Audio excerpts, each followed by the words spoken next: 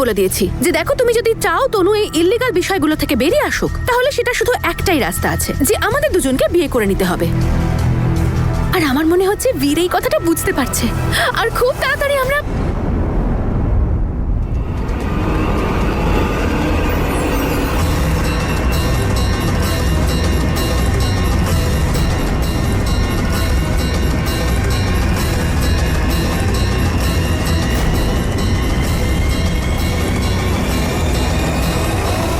অনেক চেষ্টা করলাম দাদা, কিন্তু যশ আর তনুর কেসে কোনো লুপহোল পাচ্ছি না। কোর্টের কাছে এই কেসটা খুবই সহজ সরল। বিবাহিত হওয়া সত্ত্বেও বাইরে অ্যাফেয়ার্স। কাল কোর্ট বন্ধ হয়ে যাবে, তারপর ফেস্টিভ্যালের ছুটি। উকিলবাবু, কোনো পথ তো নিশ্চয়ই আছে। ওই ছেলেটাকে কালকেই জেলে ঢোকানো যাবে না? সহজে কি ভেতরে ঢোকানো যায় দাদা? আর তাও কোনো চার্জ ছাড়া? তুই আনলি কেন মা?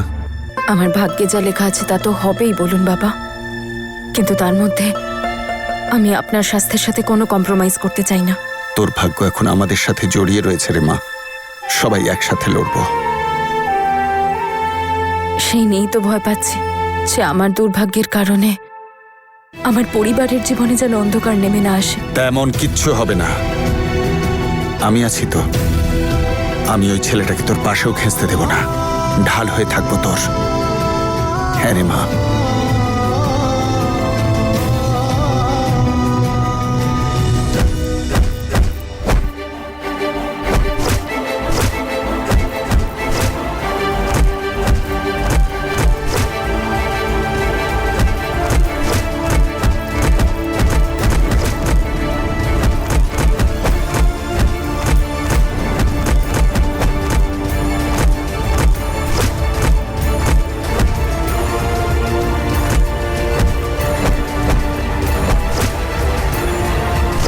বীর!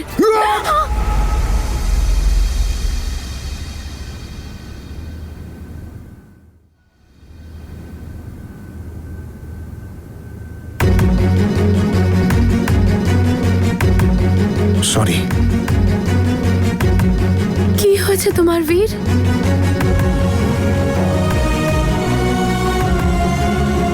তুমি কিছু বলছো না কেন? আমি কখনো জীবনে এতটা অসহায় বোধ করিনি।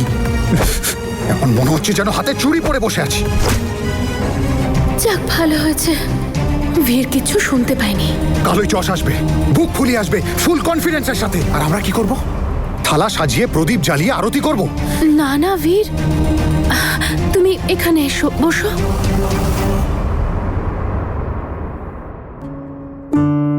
একটা কথা বলবো, প্লিজ আমাকে খারাপ ভেবো না। কাল যখন যশ এ বাড়িতে আসবে, তখন তুমি ওর সামনে এমন বিহেভ করবে যেন আমি তোমার ওয়াইফ, তনু নয়। কারণ যদি তুমি এরকমটা করো, তাহলে ওর যত ইগো আছে, যত অহংকার আছে, সব ঠান্ডা হয়ে যাবে। আর তারপর হতে পারে ও তনুকে আর বিরক্তও করবে না। আর তাছাড়া আমাদের কাছে আরো একটা রাস্তাও কিন্তু আছে, যেটা আমি তোমাকে বলেছিলাম। তুমি যদি বলো তাহলে কালকেই বিয়ে করে নিতে পারি আমরা দুজনে।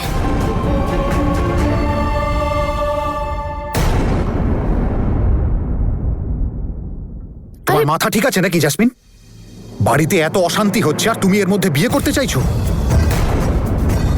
বীর, তুমি তো আমার উপর এমন করে চেঁচাচ্ছ যেন আমি সব ইচ্ছে করে বলছি তোমাকে। তনুকে নিয়ে আমিও চিন্তা করছি, আর আমি এসব এই কারণে বলছি যে যদি আমাদের বিয়েটা হয়ে যায়, তাহলে ও তনুর উপর দ্বিতীয়বার বিয়ে করার অভিযোগটাই করতে পারবে না। ও তো এমনিও কিছুই করতে পারবে না। ওর কোনো ধারণা নেই যে এইবার ও কোথায় ফেসেছে। কাল ও আসবে তো ঠিকই, তাতে আমি বিন্দু মাত্র পিছু পা হব না ওর গায়ে হাত তুলতে। কোন অধিকারে গায়ে হাত তুলবে তুমি ওর? ও আসছে নিজের বউকে নিতে, আর এতে তুমি বা অন্য কেউ কি বা করতে পারে? তুমি ওর হয়ে এত কথা কেন বলছো?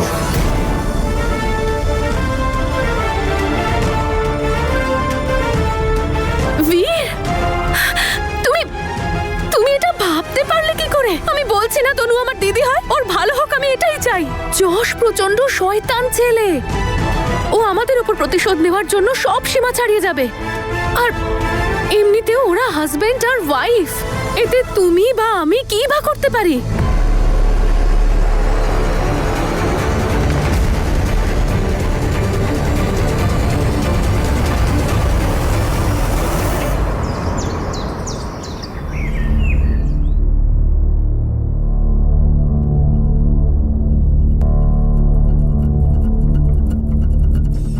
অত টেনশন করার কিছু নেই, চুপচাপ বসে পড়।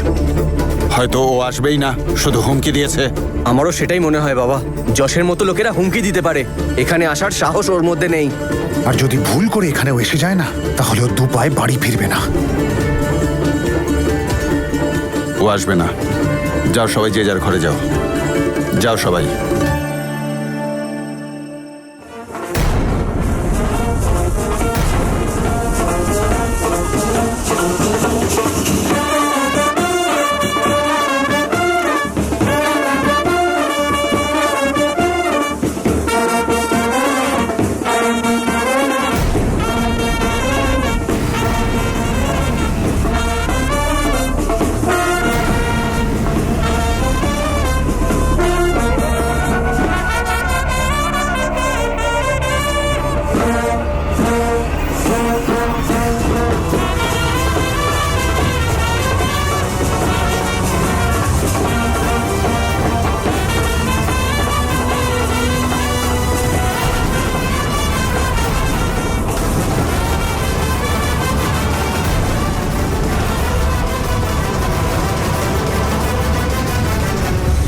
আমি এসে গেছি, সবাইকে প্রণাম। প্রণাম বাবা। আপনার জামাই এসেছে, আশীর্বাদ তো করুন। এই, বীর, আরে ছাড়। তনুর জন্য এনেছিলাম। মা, মা আমার প্রণাম নিন, আমি আপনার জামাই। ঠাম্মি আমার প্রণাম নিও। কেমন আছেন?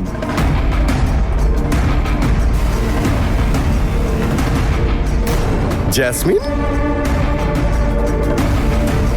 তোমার জামাই বাবু এসেছে। তুমি তোমার আশেপাশে সবসময় ঘুরে বেড়াতে। জামাই বাবু, জামাই বাবু, জামাই। এ তো সেই জ্যাসমিন যে আমাকে এখন চিনতেই পারছে না। আরে কাছে এসো।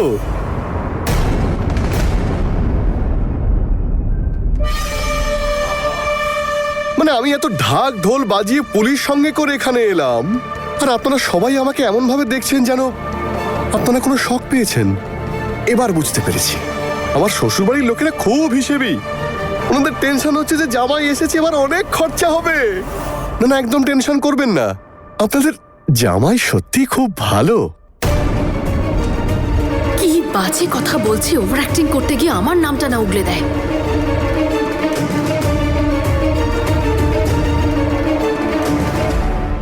তনু, আমি জানি আপনাদের না আমাকে দেখে খুব রাগ হচ্ছে।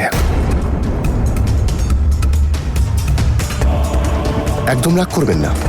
রান্নাঘরে গিয়ে একটা বাটিতে জল দিন, আর তাতে চা পাতা, চিনি, দুধ দিয়ে ভালো করে ফুটিয়ে কড়া করে চা বানিয়ে আনুন।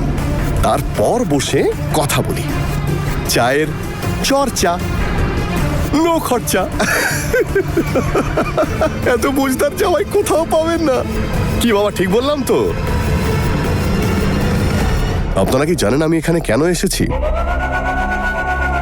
এই যে আপনাদের বৌমা, ও আই এম সরি, আপনাদের মেয়ে, she is my legally wedded wife. আর তাই ওকে নিতে আমি এখানে এসেছি।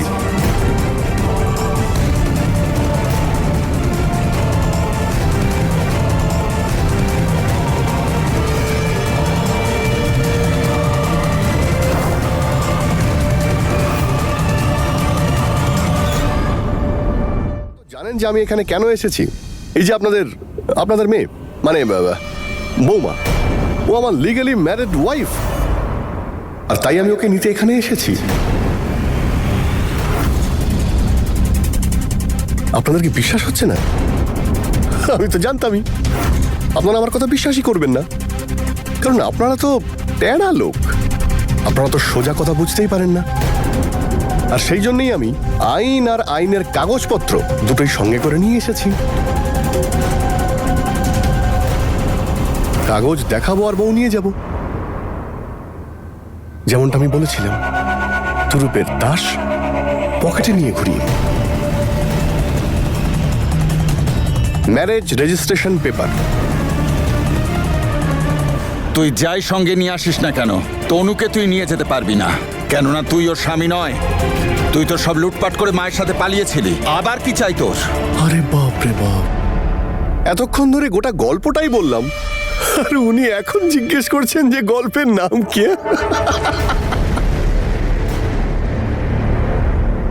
আরে আপনাকে তো বললাম যে আমার স্ত্রীকে নিতে এসেছি আমি। এই মুখ সামলে কথা বল। আপনিও কিন্তু মুখ সামলে কথা বলবেন। বীর, ছেড়ে দে। বীর প্লিজ, আরে বীর শান্ত হ। তোমার ড্রামা বন্ধ করো। এইসব ড্রামা করে তুমি আমায় এখান থেকে নিয়ে যাবে আর আমার ফ্যামিলি চুপচাপ দাঁড়িয়ে দেখবে?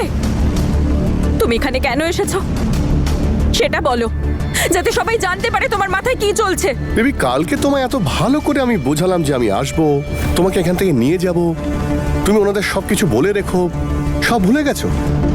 তুমি তো জানো আমি এখন ভালো হয়ে গেছি, আমি কারোর কোনো ক্ষতি করতে এখানে আসিনি।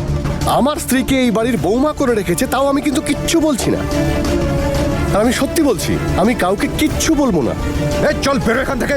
আরে আরে বীর, তুই শান্ত হ ভাই, এত রেগে যাচ্ছিস কেন? ওর রক্ত খুব গরম। আমারও কিন্তু রক্ত খুব গরম বীর।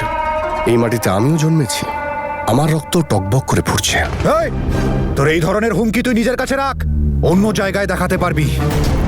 আর চাষটা কি সেটা বল, কারণ তনু এখান থেকে কোথাও যাবে না। আর কিভাবে আপ্যায়ন করবো তোকে বল, করে দিচ্ছি। তোর প্রবলেমটা কি? এখানকার সবাই জানে যে তোর সঙ্গে ওর ছোট বোনের একটা সম্পর্ক আছে।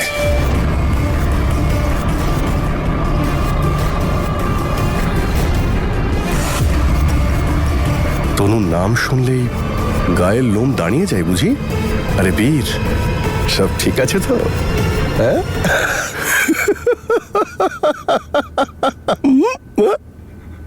মন কোন দিকে? তোমার বাজে কথা বন্ধ করো যশ, আসল কথা বলো, কেন এসেছো তুমি এখানে? এখনো বুঝতে পারছো না? তোমাকে আমি লিগালি এখান থেকে নিয়ে যেতে এসেছি, বুঝেছ? আর যদি আমি কোনো লিগাল অ্যাকশন নিই, তাহলে এই আঙ্কেলের তো আর কয়েক বছরের জীবন বাকি, উনি জেলে যেতে পারবেন। আর তোমার মা, তোমাকে যিনি মেয়ের মতো মানুষ করেছেন, ওনাকেও কি জেলে পাঠাবে? ওনাকে কি জেলের ঘানি টানাবে?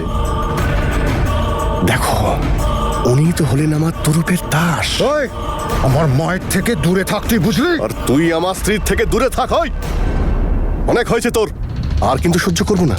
এক সেকেন্ড লাগবে ওকে ক্যারেক্টারলেস বলতে। আর তোর মধ্যে এত রাগ কোথা থেকে আসে বলতো? ওর নাম নিতে তুই আগুনের গোলার মতো ফেটে পড়িস।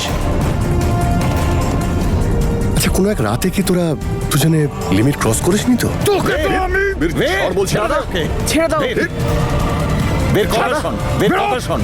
দাদা বের, দাদা ছাড়ো শান্ত হ। অনেক হয়েছে। তোরা ভেবেছিস কি বারবার আমার কলার ধরিস? তোরা অনেকক্ষণ ধরে দেখছি। যদি তুই ওকে আমার সঙ্গে ভদ্রভাবে না পাঠাস, তাহলে আমি কিন্তু অভদ্রতা শুরু করে দেবো। পুরনো যশকে মনে আছে তোর? একটা কমপ্লেন ফাইল করব, আর গোটা পরিবার যাবে সোজা জেলে। মানুষকে নিজের সাধ্যের মধ্যে থেকে স্বপ্ন দেখতে হয়। আর যেই কেসটার জন্য এত হুমকি দিচ্ছিস না, 2 মিনিটও টিকবে না কোর্টের ভিতরে। আর যদি এই কেসটা 6 দিনের মধ্যে কোর্টে না পৌঁছায় তো?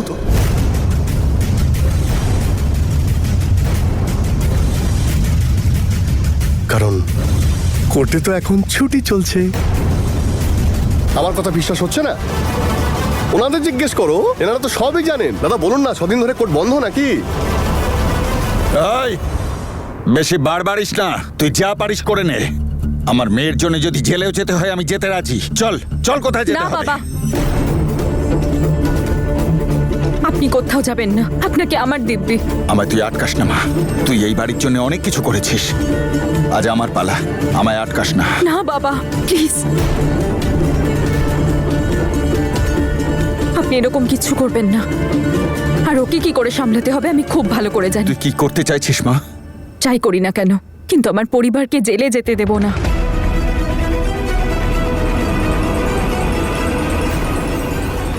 আর ওর সাথে তো আমি ওর ভাষাতেই কথা বলবো বাবা।